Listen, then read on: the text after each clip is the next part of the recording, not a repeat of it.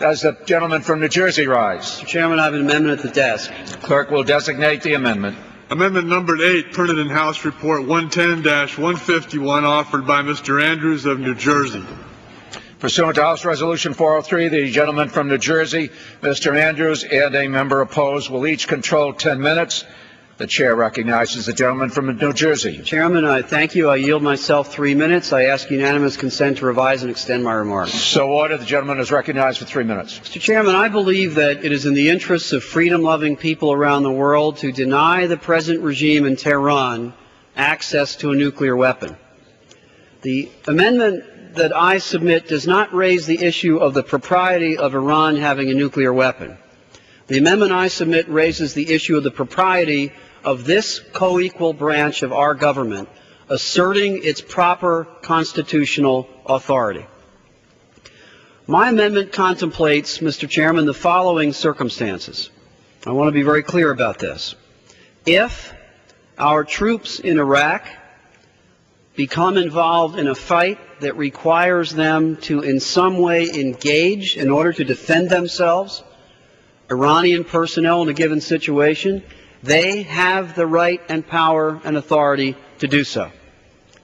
Mr. Chairman, if our planners on the military side, as part of their normal planning exercises as they do throughout the world, around the globe, find it necessary to game out and analyze the circumstances under which we would prepare for conflict with Iran, they have the authority to do so. Any American soldier or service member under any circumstances has the authority to defend himself or herself, and the President has the authority to act under emergency or self-defense circumstances.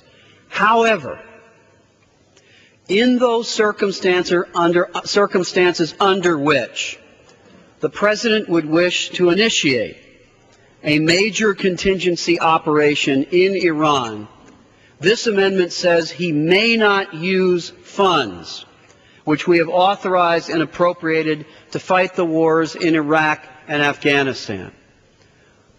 The amendment asserts the proper constitutional authority of this co-equal branch of government. The Constitution vests us, as the duly elected representative of the people, with the authority and responsibility to decide when this country will initiate hostilities in order to serve our national interests, absent an emergency or a self-defense situation. This amendment preserves that emergency authority of the President. It preserves the self-defense authority of the President. But it properly asserts the duly assigned constitutional role of this branch to decide the circumstances under which we should go forward with a major contingency operation. Mr. Chairman, whether members believe that we should be more aggressive or less aggressive with Iran, they should support this amendment. Whether members believe that we should pursue more active diplomacy or a different kind of I yield my additional 30 seconds. Gentlemen, they should pursue and support this amendment. The question here is not the proper policy with respect to Iran. The question here is the proper allocation of constitutional authorities between and among the branches. I would urge both Republican and Democratic members to vote yes on this amendment. I reserve the balance of my time. Gentleman from Missouri. I rise in support of this amendment. If you are a young man or young woman, to the gentleman controlling the time. If you're a young man or young woman, without objection, the gentleman will control 5 minutes. Thank you.